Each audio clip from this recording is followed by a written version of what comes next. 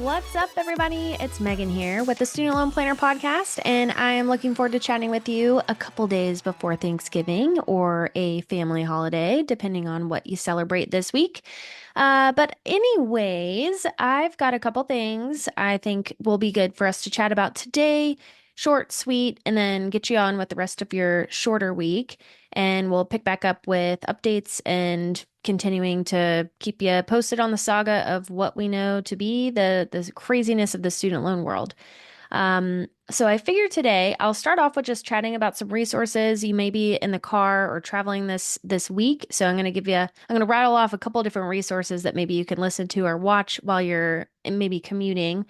And I want to chat about some rumors I've been hearing about the pay as you earn plan. Also some troubleshooting with PSLF payment counts. And what else do I have? Oh, and another thing that I've been using with my student loan consults lately, which is getting an estimate on the payment count towards income-driven forgiveness, because a lot of folks know I have been awaiting and praying and hoping and just like really eager to see this IDR payment count tracker that the Department of Ed has been saying that they're coming out with, because we've got a payment tracker for PSLF folks to know where we stand towards the loan forgiveness timeline. But to this date, we have never had a tracker available for longer term loan forgiveness folks. And I found a little workaround. I did some Reddit searching, some surfing out there to see if there were any coders out there who can help me with this problem. And I think I found a solution that you could use to get an estimate for where your payment count stands. So I think that's pretty exciting. So to kick things off, a couple resources, kind of housekeeping ideas too. We put out a ton of content. Of course, this podcast episode, we have our Friday podcast episode, which is more financial planning related, but definitely the student loan flavor is still there. That's where I am your host. Travis usually hosts the Tuesday episode. I'm here with you today. Sorry, it's me. Um, just kidding. But then we have expanded and we work with a fair number of dentists, physicians, and veterinarians. Quantity wise, we've worked with more of you guys in these professions than any other profession. Not combined necessarily, because we have worked with a lot of chiropractors, a lot of other medical professionals and public service related positions. But we do work with a lot of dentists, physicians, and veterinarians. So we have decided to branch out and start three new podcasts. One technically was already ongoing, but three new podcasts that are specifically related to more financial planning and profession specific, and of course, student loan related topics for those professions. Now, the physician and the dentist podcasts are called Financially Free Dentists and Financially Free Physicians. So if you are one of these folks, go make sure you subscribe to those podcast episodes. They're coming out every 2 weeks. So not weekly like ours, but every 2 weeks you'll have a new episode dropped in your portal. And it's on all the places that you get podcast episodes. And for veterinarians, it's called the Veterinary Financial Podcast. And this is hosted by Meredith, who is a veterinarian herself. She's been on the student loan planner team for a long time. She is a career changer into financial planning and, of course, student loan planning. So her and David are the team leads on our financial planning firm, SLP Wealth, for the vet specific financial planning team. And they run and operate the Veterinary Financial Podcast. So make sure to check those things out, those cool content pieces out if you haven't already. We also are very active on our YouTube channel now. We post weekly, multiple times throughout the week. And if you're a visual person, especially if we're going over some technical stuff, sometimes the video can be helpful to see, because I'll usually put up some like visuals in the videos that I'm doing and some of the webinar type videos or webinars that we do over time. We will post those on our YouTube channel as well. So those are for the visual folks. And what else do we've got? What else? Instagram, we're pretty active on Instagram. X, Travis is pretty active on X, formerly Twitter. And of course, if you're not on our newsletter, we send out a newsletter every Thursday. And that newsletter Travis puts together, sometimes he'll have some of us write behind the scenes if he's out, but it is very, uh, hopefully, informational, but quick and easy to digest versus the madness that you'll read in the media. Because articles out there, and I think Travis has warned you guys too, over the next couple years, blogs, articles, news headlines are going to be terrifying for student loans. It's just that's probably going to factually be true. So if you want to make sure that you're keeping abreast to all the nuanced information that's out there and what is relevant and related to you specifically, because we do a lot of times break down like who should be paying attention to this news or these details, then make sure that you're on our newsletter. That's something that can be very helpful for you and your student loan journey over time. Okay, so those are the resources I wanted to mention and throw out there. Let's chat first about the payment count summary. I'm like most excited about this. I've been using this on some of my consults to see or to gauge, and actually I've been using it on a lot of my follow-up consults for folks that I've worked with in the past where we've already tried to get an estimate for what the payment count is towards their longer term forgiveness because they're going towards like income-based repayment forgiveness or they were going towards the save plan forgiveness. And I was asking a lot of folks like, hey, could you try something with me with your studentaid.gov account? And multiple times I've gotten the same result with this activity. So if you are working towards longer term forgiveness and you're curious where your payment count might stand, what you need to do is go to your studentaid.gov account, make sure to sign in. You might have to update your contact and basic information. It's going to ask you to do that at least annually. So if you haven't logged in a while, it's going to make you do that.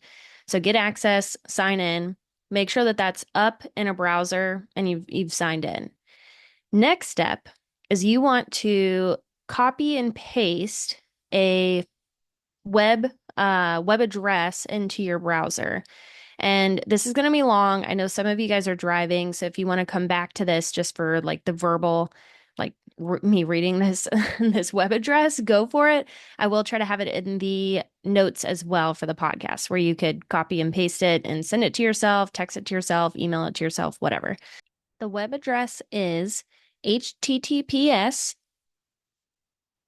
colon // studentaid.gov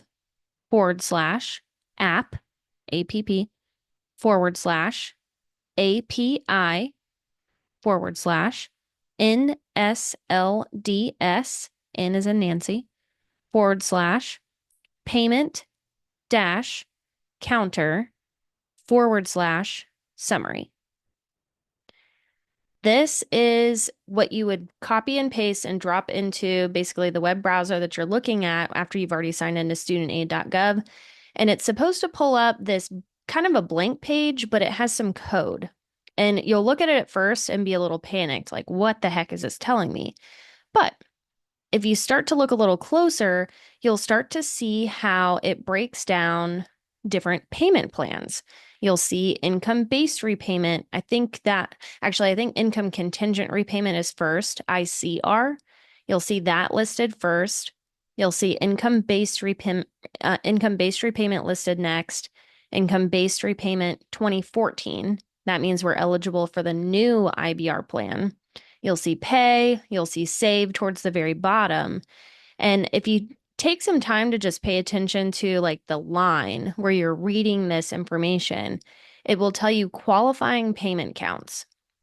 This could be really long if you have multiple loans. Like if you've never consolidated and you have 12 different loans, every loan is going to have one of these receipts for your payment counts.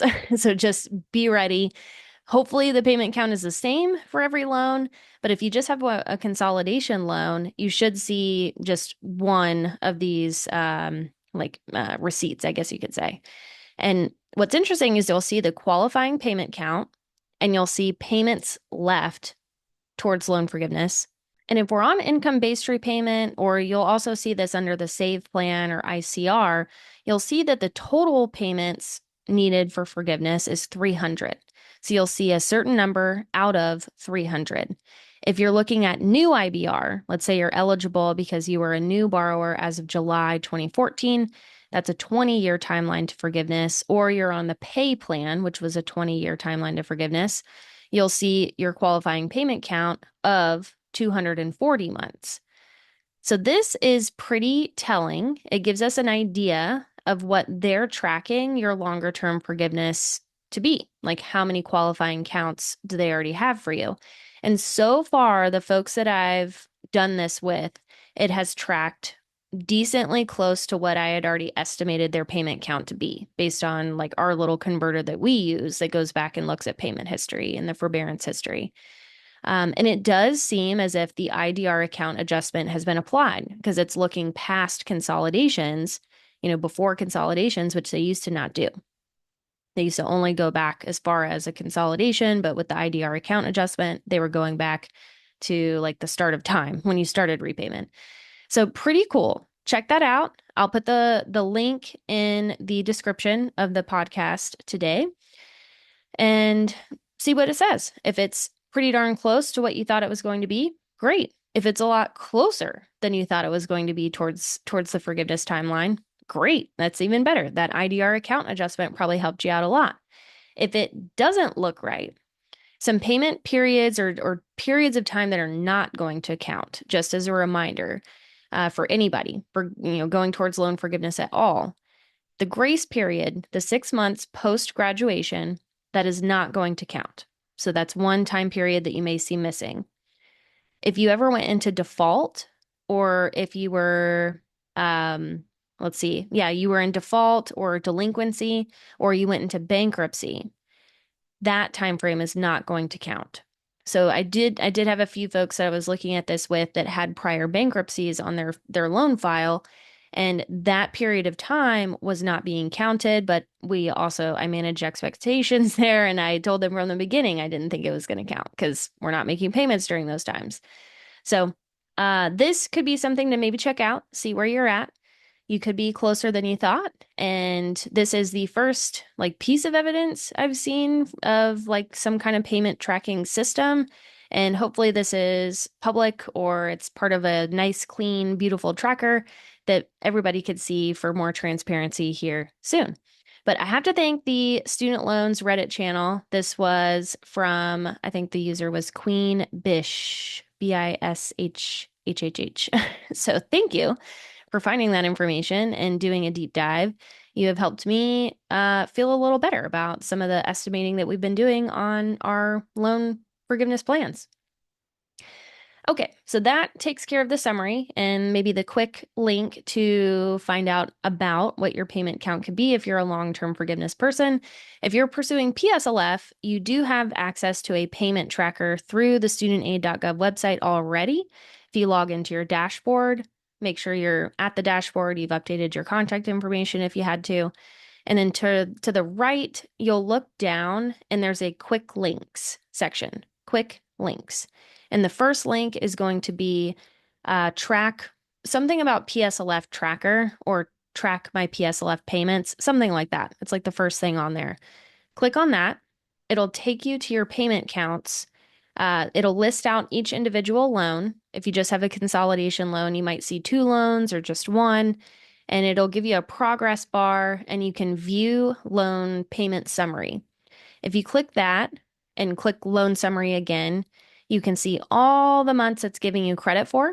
And this is important when we're about to talk about the PSLF, like payment troubleshooting I'm going to talk about here in a moment, because it starts here to know like what we need to troubleshoot. But that progress bar drops down. You can see every month that they're counting towards loan forgiveness. And you can also see the months that should list the months that they're not counting. And it may list it as ineligible, which will give you like a red color, or it may list it as needs employment certification. So that means it's not qualifying yet, but if you simply submitted an employment certification form for that time period, it would qualify, which is great. So this is a super helpful little tool to get you some transparency, I love that word today, on where we stand with our payment count towards PSLF. All right. Since we're talking about this, let's go ahead and chat through the PSLF payment troubleshooting, and then I'll talk a little bit about the rumors we've been hearing about the pay plan. So, if you are pursuing PSLF, and we've talked at length about how this save forbearance is not counting towards loan forgiveness. We were all kind of forced into this save forbearance because of this legal battle that's going on. We can switch to income-based repayment, or previously we could have switched to the pay-as-you-earn plan.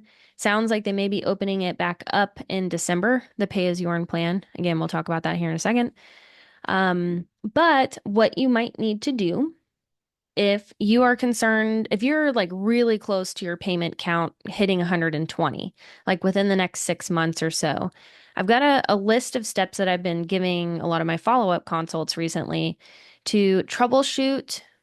One, trying to get over to a plan that's counting towards PSLF as soon as possible, but also two, steps and kind of a hierarchy order of what to do when they're either applying for the loan forgiveness and they're getting rejected because of these months not counting towards loan forgiveness.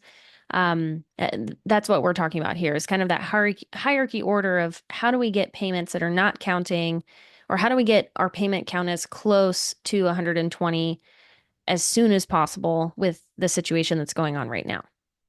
Okay, so a couple steps. First step, first and foremost, is if you submitted a PSLF form, let's say a while ago now, like 6 months or more, and it still has not gotten processed, I might suggest taking a look at what you submitted and just triple checking that everything looks perfect, right? That it was written out exactly how it was asked. Which if you've done the online application, the employment certification form through the PSLF help tool, you shouldn't have any issues. If you've done this where you took it into your office or to your employer and they physically signed it and you're having to mail it in, there could be issues there because the online way to go about this is the fastest, the best way to go because it puts it in the right format that it wants and it doesn't allow you to leave anything out, right? So I highly, highly, highly, I cannot recommend enough doing the employment certification form online through the PSLF help tool. And if your employer is pushing back on the electronic signature, I would politely push back again against them. Now I'm saying politely, respectfully, politely. And I think I've said this before, but a lot of places just don't quite understand why you're asking for a digital signature or, how the process works. And if you have somebody who's willing to just listen to you for a couple sentences, it can really help your PSLF process. But basically, you want to just explain that the email, when it's digitally sent, it's completed online by you. So everything is basically you putting in the information. Like the back office of your HR or whoever's signing this form doesn't have to do much. You're doing a lot of the upfront work. You're sending it to an email address, and it could be anybody's email address. It could be the specific person in HR. It could be your school principal. It can be your direct supervisor. It just has to be somebody who's able to sign off on employment verification, right? So someone who can prove that, yep, you did start working here on that day. Yes, you are full time. Yes, you are still employed here. So explain basically that the email address that you need, that's one question you want to ask anyways, is get the correct email address for the person who needs to sign this. What they're going to receive is a DocuSign, a document. Just it's going to show up in their inbox. They're going to click on it, and it's going to have your name, your employment dates, that you're full time, and it's going to have them sign off saying that, yep, that's correct, and put their information in. Just basically saying, like, hey, if you have questions about this person, like, you can reach out to us. So that's what they're doing. And then they electronically sign it through that DocuSign feature, and it gets sent directly back to the Department of Ed. So that's the process.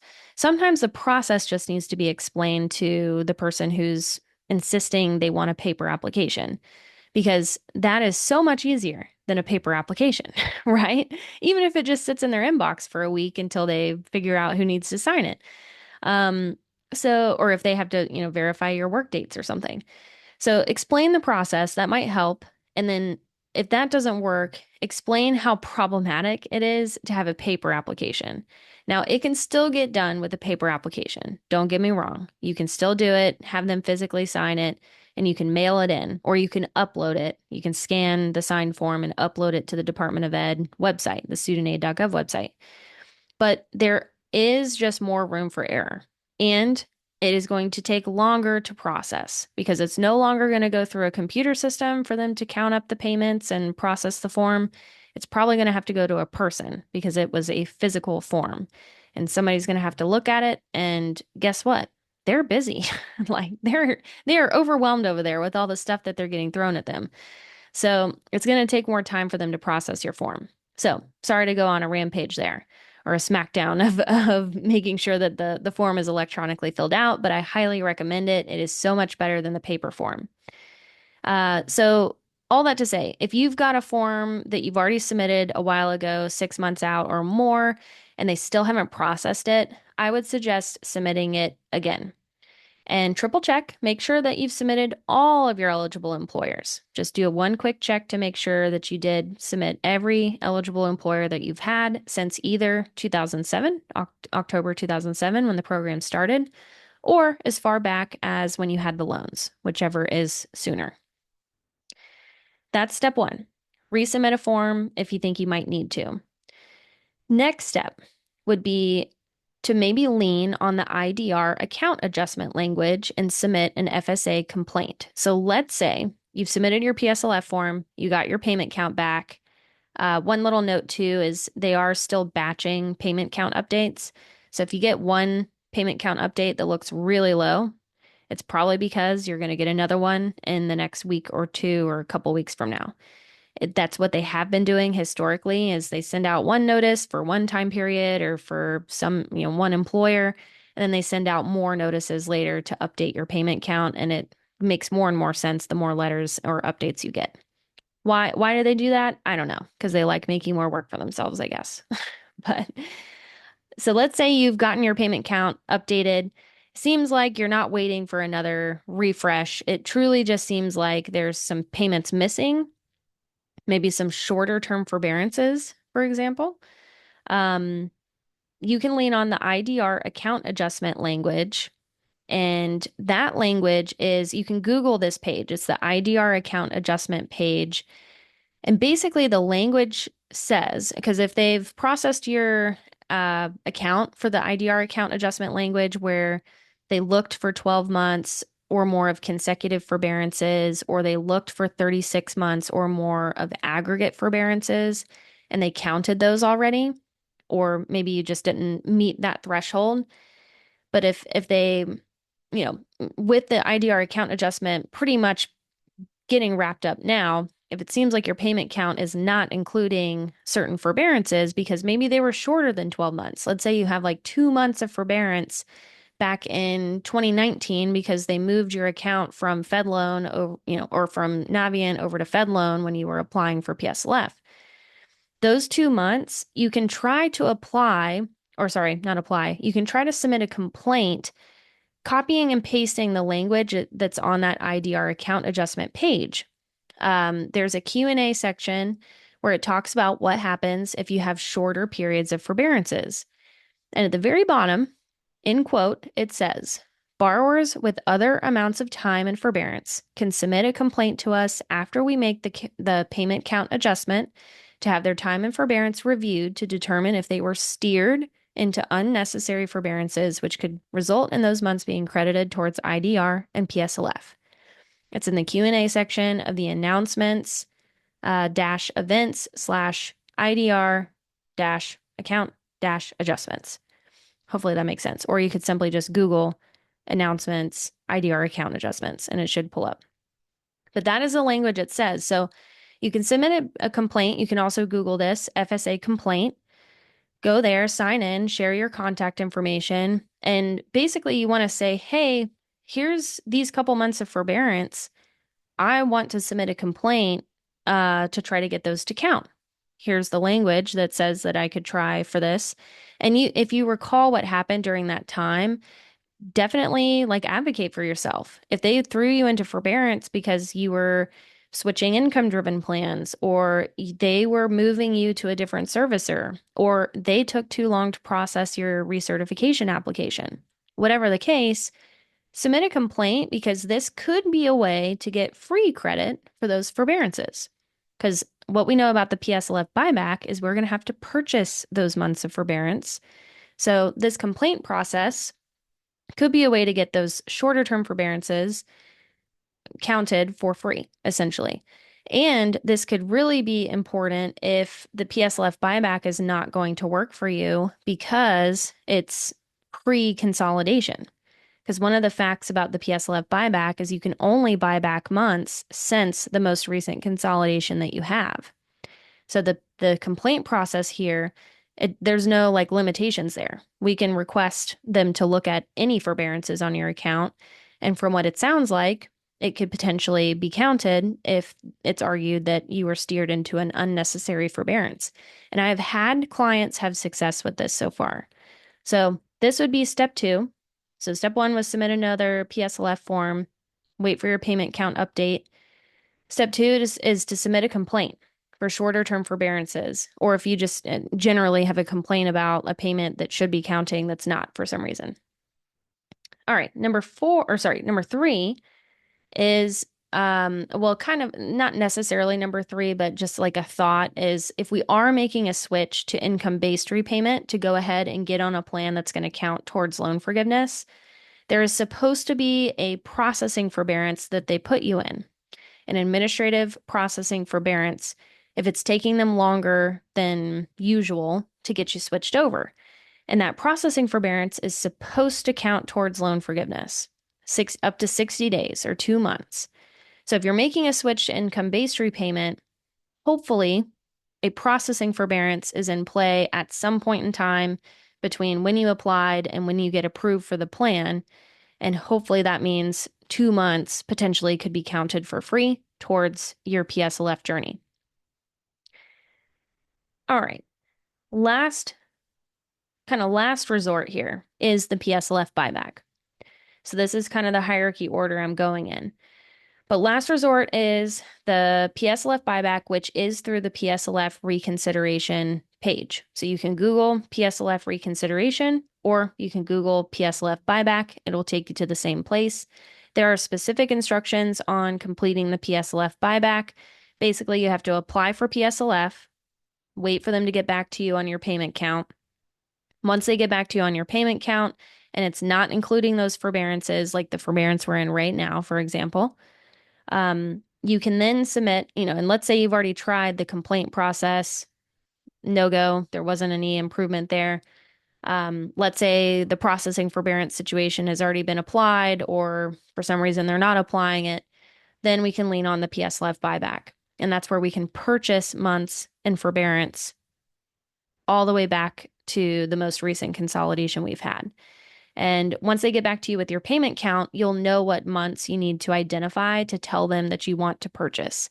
That's part of the PSLF buyback steps on that page. So just follow those to a T. They'll get back to you with a lump sum to pay, hypothetically. And it should be on based on probably the income-based repayment plan, which is one of the eligible income-driven plans right now for PSLF. And it'll be a lump sum to pay within 90 days of receiving that letter. And then you would be done for PSLF. So I want to give you some ammo or options. Options are good. We don't know what we're going to expect over the next couple months as far as processing times, but I will say it does seem like they're moving along with processing payment counts because I've had multiple clients email me to say, hey, I did get my payment count updated. I'm at 120, or hey, I did get my payment count updated. There's some problems, and we're going through these troubleshooting strategies together. So that's a couple tips that you could use to try to push you along to get to that finish line if you're really close here, or things to keep in your back pocket for later on, depending on how much longer you've got towards this program. And I think the last thing I was going to mention, so not PSLF related, but in general, we've talked about how they potentially could be opening back up the pay plan. That was announced within the last couple weeks. They're thinking of opening up the pay plan because they sunset this plan, or they closed down this plan back in July, with the idea that Save was basically going to replace pay, and it did replace the repay plan.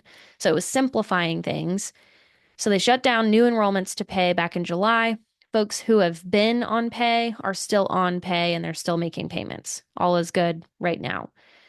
But they're talking about bringing back pay as an effort to have kind of what we had before all of this mess. Going back to the status quo is what I think Travis said in the last episode. So going back to where we just had, a couple different plans. None of, the cheapest options were repay and pay. So if they're bringing back pay, that could be a good thing, because income-based repayment, if you're an older borrower, is going to be based on 15% of discretionary income versus 10%. So pay would be cheaper if we're eligible for pay. We didn't borrow before 2007. Now, rumors though that I've been hearing, and I want to brace you guys for, I think Travis is, on the same page with these rumors as well. We're probably going to do a little more digging, but it sounds like they're opening up the pay plan in December or within the next couple months, but they don't have intentions on processing applications for the pay plan. Now, that kind of sounds like the situation we're in now, anyways, right? Because we've got the ability to go on the online application and apply for IBR. I have yet to see someone get approved for IBR, though. So there is truth to there being like no processing at this point for some reason. And it could be just them waiting around for more guidance or more direction from the Department of Ed, which they're waiting around for this court case or other things to give them clarity and to come up with the best plan. But I do want to just give folks that warning that the pay plan, it's coming out next month potentially, or in the next couple months. The application might go live just like the online application is up right now for the other plans. And if so, should you apply for it? Yes, I think if you're eligible for the pay plan, you could. Now, there's pros and cons here. I think if you're someone who's trying to get done and you are so over all the stuff that's up in the air, I'd say go for IBR. Just go and apply for IBR, because if there's any other hangups with the pay plan, you're going to be frustrated and it's going to throw back your timeline again. If you're going towards longer term forgiveness, if you are in a position where those payments starting back up are going to be really hard on your budget, you need a little more time. If you're someone who is still waiting for the Save situation to work itself out, but you're ultimately going to be paying the loans back, you're just kind of taking advantage of the 0% interest environment right now, then I would probably, actually, someone who's just taking advantage of the 0% interest for Save, you wouldn't want to switch to pay. That's one thing. But for those that can't afford payments right now, or, they're just wanting to wait this out, I think it could make sense to switch over to the pay plan. I think ultimately what it comes down to is just your risk tolerance and your comfort level with the unknown. And I think there's a lot of folks pursuing PSLF in particular who are tired of the unknown, right? And so if that's the case, I would say the pay plan opening up might sound enticing because it could be a lower payment. But if you value just trying to get done as soon as possible and having as little hiccups as possible along the way, then maybe switching to IBR instead, even though it's a slightly higher payment, potentially. It may be the same payment if you're eligible for new IBR. But that might be the better move. And if pay does stick around, you could always apply for pay later. If it's open and it's live and it's working and operating, you could switch from IBR to pay at that time. But if you're someone who's kind of okay with waiting, it might make sense just to stay in the Save forbearance with the 0% interest situation. Or if you feel like you want to hop on the pay plan just in case, like, you want to be the first in line for the pay plan and you're not totally concerned about the payment counts not counting for a while, then maybe that's the play for you. So it's up to your risk tolerance. We're going to continue to dig a little deeper into this to see, like, why are they not processing things? Why is that the rumor right now for the pay plan? Is it just a show, right? Are they just bringing the pay plan out to show an attempt? Or is it something that could really stick? We'll see, but we're going to do some more digging on it for you. But that's all I've got for you today. Hopefully, kind of a shorter episode, I think. I don't know. I could sometimes talk a long time, but hopefully, a shorter episode. I hope this gave some folks just a little bit of insight into some troubleshooting with some things with PSLF. Maybe a quick tip to go check out your longer term payment history on that little summary trick I found, or that someone found and I took from Reddit. And we'll continue to keep you posted on things that are going on. Of course, we're in this all together. Thanks for listening, and I hope you have a really great time with your family at the end of this week. Good Thanksgiving if you celebrate. Have very safe travels. Please, safe travels. And we'll be here for you next week when you're back at it. Have a great week.